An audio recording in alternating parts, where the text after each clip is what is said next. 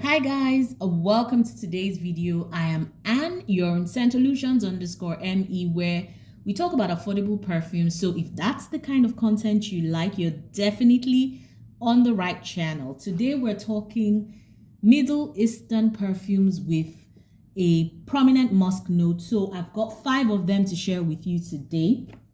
Just a little bit of background. My mom wore a lot of musky, powdery Avon perfumes when I was growing up. And so anytime I smell musk, I kind of get a bit of a nostalgic feel. And so I decided, why not? Let me talk about the musky perfumes. Not necessarily that they're my best perfumes, but I know people who like musk. A lot of people have asked me if I know any Middle Eastern perfumes with musk. And these are the 5 that I know are very prominent when it comes to the musk note. So let's get into it without further ado. I'm going to start with one from Latafa. This is Musk Wild Vanil. It's from their Thameen collection. The bottle is interesting. Some might call it gaudy. I'll just say it's interesting. I don't think the color of the juice does this any favors, to be honest. It looks like some sort of cleaning material. I feel like they should have done better with the color of the juice. It just doesn't look like perfume. But let's get into the details. So this has lemony, powdery, musky vanilla accords. It's green tea and fruit notes at the top. There is lemon in the middle, and at the base there's white musk and vanilla. What do I smell? First spray, this will give me a sharp lemon zest. So it's very zesty and lemony. And then in the mid, as it gets warmer, you start to get that powdery, warm vanilla. And then, of course, as it dries, you start to get a whole lot of that muskiness. So it becomes muskier as it gets drier. And to me, there's also like a green note in here that gives it a bit of a vegetal quality. Overall, this is just a lemony, musky perfume. It's very vibrant in the opening. And then as it dries, it becomes warmer, it becomes more musky, and all of that. It becomes more powdery.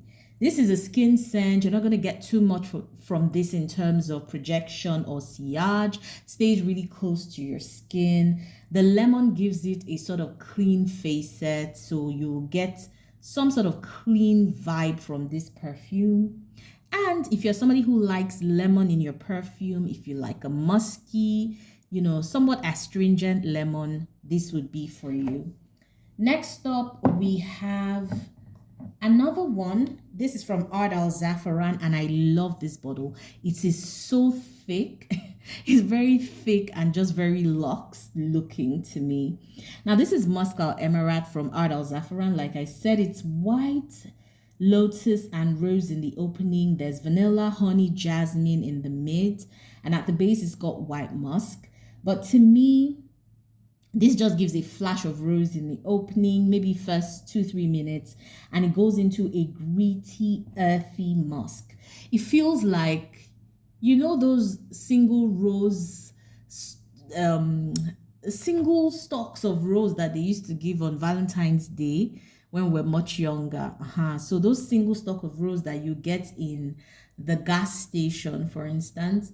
Imagine you left it in a book and left that book in a musty library for a few years, and then maybe you came back to read books in that library and you opened it and found that rose.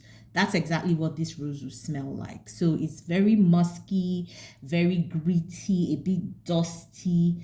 Interestingly, when my husband wears this, there's a very animalic and sexy quality that he has on him. It gives off a very, very, very sexy scent on my husband, as if his skin smells sexy.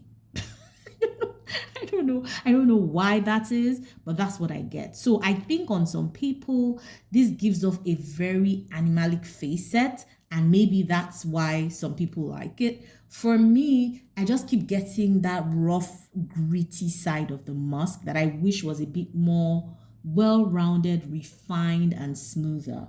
So to me, this is heavily white musk. If you like white musk, you will like this one, definitely. I don't get any of the vanilla, honey, any of those things. It is just simply an animalic white musk. Next up, we have a more fruity musk, and this is from Latafa as well. This is the Anna Abied series, and this is Anna Abied I Am White. Now this is a dupe for Zerjov's Evapura, and I'll link my more detailed review of this perfume vis-a-vis Evapura and its other clones. So this is, like I said, a very fruity, musky vanilla. It's got bergamot, orange, vanilla, pear, musk, and amber. It is, if you like an intense, fruity, musky perfume, this would be for you. Not everybody can accommodate this one because it is intense. It projects heavily. Sillage is great. It lasts long. So this has everything in terms of performance. It is very intense, but some people would say, oh, it has a bit of an artificial smell. However, some people would die for this perfume. So it's really polarizing. But if you're looking for a very fruity, well-performing, musky perfume with vanilla, this is it. Anna Abied I Am White. Next up, we have another musk, a more tropical musk, if I might say. This is Kayed Alphasan Unlimited. Now, 1 year ago when I reviewed this perfume, there were no notes on Fragrantica, but I looked it up now and there are notes. So yay! It has a sweet coconut, lactonic, powdery, vanilla. You know, those are the accords of this fragrance according to Fragrantica. And then the notes are coconut, citrus, pineapple, ylang ylang, frangipani, jasmine. There's vanilla, musk, and sandalwood. What do I get here? I get a creamy, fruity opening. Now that I know there's coconut, I think that's why I now get the coconut. Because when I reviewed it at first, I didn't know the notes, so I was guessing, but I didn't guess coconut. But now I understand it feels like there's some coconut essence to this. So you know when you use like a hair cream or like a body cream that has coconut essence, that's what this smells like. The coconut kind of stays in the background and it's overtaken by a powdery, musky vanilla.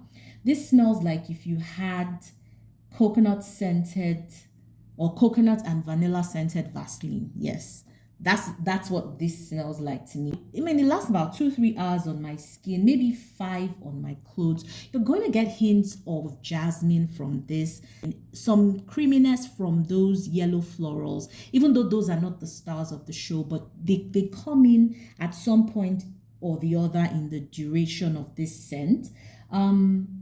If you're in a room, it will be smelled, even though it won't overpower the room, but you will definitely be smelled with this one. So it's again another very musky one. It's very powdery. If you don't like powderiness, you can almost feel the poof, you know, like when you put powder on your hands and then you blow it and you feel that cloud of powder. That's how I kind of feel when I wear this, like I'm walking around in a powdery bubble.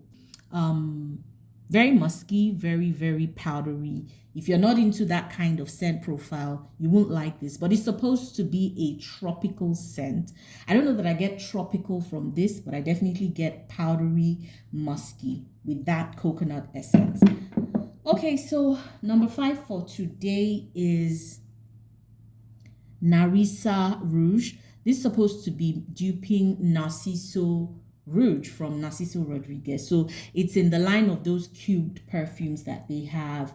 I've reviewed this on my channel as well. This is a very floral, musky perfume. I love this one. It's got iris, Bulgarian rose, musk, tuberose, orange blossom. Then there's tonka, vanilla, cedar extract. There's sandalwood, vetiver.